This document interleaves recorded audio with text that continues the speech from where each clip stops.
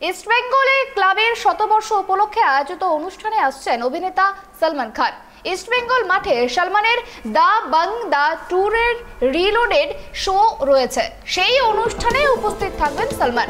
অনুষ্ঠানটি শুরু হবে আজ সন্ধ্যা 6টায়। ওই অনুষ্ঠানের আগে মুখ্যমন্ত্রী মমতা বন্দ্যোপাধ্যায়ের সঙ্গে দেখা করবেন সলমান, তবে তাদের বৈঠকের বিস্তারিত তথ্য এখনো গোপন রয়েছে। সলমানকে যে মুখ্যমন্ত্রীর কালীঘাটের বাড়িতে যাবেন সে কথা জানিয়েছেন তৃণমূলের মুখপাত্র কুণাল ঘোষ। আবারও জানিয়ে রাখি, ইস্ট বেঙ্গল ক্লাবের শতবর্ষ উপলক্ষে আয়োজিত অনুষ্ঠানে আজ সলমান খান আসছেন কলকাতায়। 13 বছর পর, দীর্ঘ 13 বছর পরে আসছেন কলকাতায়। ইস্ট বেঙ্গল মাঠে সলমানের দ্য বাং দ্য ট্যুর রিলোডেড শো রয়েছে এবং সেই অনুষ্ঠানে উপস্থিত থাকবেন সলমান। অনুষ্ঠানটি শুরু হবে আজ সন্ধ্যা 6টায়। ওই অনুষ্ঠানের আগে মুখ্যমন্ত্রী মমতা বন্দ্যোপাধ্যায়ের সঙ্গে দেখা করবেন সলমান, তবে তাদের বৈঠকের বিস্তারিত তথ্য এখনো গোপন রয়েছে। সলমান যে মুখ্যমন্ত্রীর কালীঘাটের বাড়িতে যাবেন সে কথা জানিয়েছেন তৃণমূলের মুখপাত্র কুণাল ঘোষ। এ বিষয়ে আমরা আরো বিস্তারিত জানবো। আমাদের সঙ্গে টেলিফোন লাইনে জুড়ে গিয়েছে আমাদের প্রতিনিধি দেবযানী। দেবযানী, আজ মুখ্যমন্ত্রীর সঙ্গে সলমান খানের সাক্ষাৎকার, এই যে মুখ্যমন্ত্রীর সঙ্গে সলমানের সাক্ষাৎকার ঠিক কতটা তাৎপর্যপূর্ণ? 13 বছর আগে ওয়ানিটেড ছবি প্রচারে এসেছিলেন সলমান খান, এবং এই প্রথম তিনি 13 বছর পর কলকাতা এসে মুখ্যমন্ত্রী মমতা বন্দ্যোপাধ্যায়ের কালীঘাটের বাড়িতে যাচ্ছেন। কালীঘাট জুড়ে তো একটা শত রব রয়েছে, প্রচুর মানুষ, যারা স্থানীয় বাসিন্দা তারা এই মুহূর্তে অনেকেই বাইরে ঘোরাঘুরি করছেন তাদের প্রিয় সুপারস্টারকে দেখার জন্য। তবে আমরা যেটা জানতে পারছি তৃণমূল সূত্রে যে 3:30 থেকে 4টের মধ্যে সলমান খান তিনি মমতা বন্দ্যোপাধ্যায় কালীঘাটের বাসভবনে যাবেন এবং সলমান খানকে অভ্যর্থনা জানাতে মমতা বন্দ্যোপাধ্যায়ও প্রস্তুত। তিনি বাংলার রসগোল্লা, উত্তরীয় ফুল সমস্ত কিছু প্রস্তুত রেখেছেন সলমান খানকে তার বাড়িতে, তার বাসভবনে তাকে স্বাগত জানানোর জন্য। এবং সেখানে কিছুক্ষণ কথা হবে, প্রিয় দিদির সঙ্গে সলমান খান কথা বলবেন, কারণ আমরা এটা তৃণমূল সূত্রে জানতে পেরেছি যে সলমান নিজেই চেয়েছিলেন মমতা বন্দ্যোপাধ্যায়ের সঙ্গে দেখা করতে। তিনি মমতা বন্দ্যোপাধ্যায়কে পছন্দ করেন বলেই তিনি মমতা বন্দ্যোপাধ্যায় যখন কেন্দ্রীয় মন্ত্রী ছিলেন এবং তারপরে তিনি মুখ্যমন্ত্রী, এবং তখন তিনি সলমান খান খুবই পছন্দ করেন। সেই সূত্রেই তিনি এই কলকাতায় এসে মমতা বন্দ্যোপাধ্যায়ের সঙ্গে দেখা করতে চান এবং সেখান থেকে তিনি ইস্ট বেঙ্গলে যাবেন। তার যে নির্ধারিত অনুষ্ঠান রয়েছে সেই অনুষ্ঠানে তিনি যোগ দেবেন।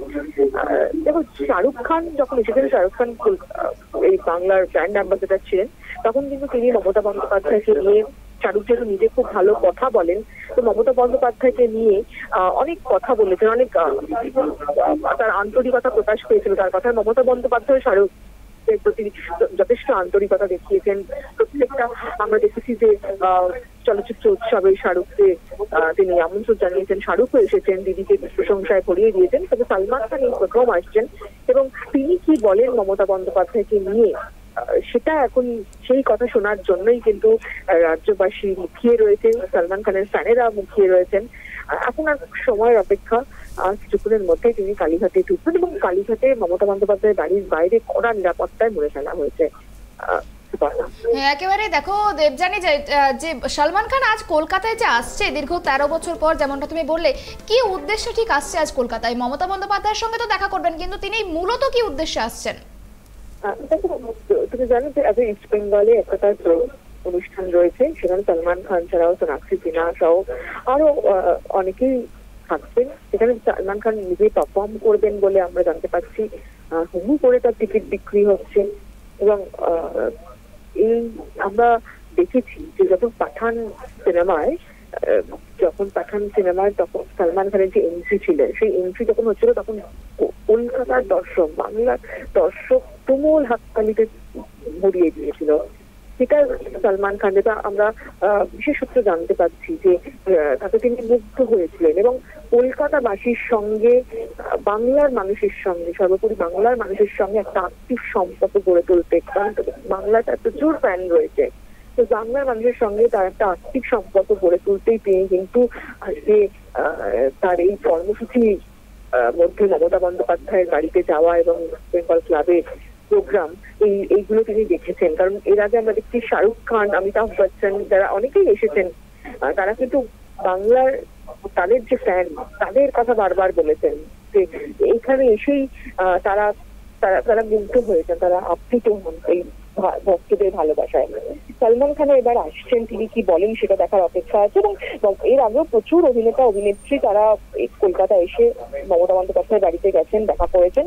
তবে সলমন খান এই প্রথম যেহেতু তিনি যাচ্ছেন মমতা বন্দ্যোপাধ্যায়ের বাড়িতে, সে কারণে একটা তো উন্মাদনা রয়েছেই। তুমি জানো যে সলমন খানের পরিবার, তারা একসময় কংগ্রেস করতো, কংগ্রেসী পরিবার ছিল। মমতা বন্দ্যোপাধ্যায় তিনি কংগ্রেসের সঙ্গে কংগ্রেস করতেন, তো ফলে একটা তাদের পরিবারের সঙ্গে মমতা বন্দ্যোপাধ্যায়ের একটা যোগাযোগ ছিল। তো সলমন খান সেভাবে প্রত্যক্ষ বা পরোক্ষভাবে সেভাবে কোনো রাজনীতিতে দেখা যায় না, কোনো দলেই তাকে সেভাবে দেখা যায় না। কিন্তু মমতা বন্দ্যোপাধ্যায়ের কাছে যে তিনি আসছেন সেটা নিয়ে কিন্তু রাজ্য রাজনীতি তো বটেই, রাজ্য রাজনীতির বাইরে বাংলার পরিধি পেরিয়ে জাতীয় রাজনীতিতেও কিন্তু বেশ একটা আলোড়ন ফেলে দিয়েছে। হ্যাঁ, একেবারে অনেক ধন্যবাদ দেবযানী। যেমনটা জানতে পারলাম, সলমন খান আজ আসছেন দীর্ঘ 13 বছর পর কলকাতায়, এবং কলকাতায় আসার পরেই কিন্তু তিনি প্রথমেই যাবেন মুখ্যমন্ত্রী মমতা বন্দ্যোপাধ্যায়ের কালীঘাটের বাড়িতে। এবং এই যে সলমন খানের সঙ্গে মমতা বন্দ্যোপাধ্যায়ের যে সাক্ষাৎকার, সেই সাক্ষাৎকারকে ঘিরে কিন্তু ইতিমধ্যেই কালীঘাটের কালীঘাট চত্বরে কিন্তু নিরাপত্তার চাদরের মুড়ে ফেলা হয়েছে, এবং প্রচুর দর্শক কিন্তু আজ এই বলিউড তারকাকে দেখার জন্য উৎসুক হয়ে রয়েছেন। এবং মমতা বন্দ্যোপাধ্যায়ের সঙ্গে এই যে সলমন খানের সাক্ষাৎকার, সেই সাক্ষাৎকার কিন্তু যথেষ্ট তাৎপর্যপূর্ণ বলে কিন্তু মনে করছেন রাজনৈতিক মহলের বিশেষজ্ঞরা।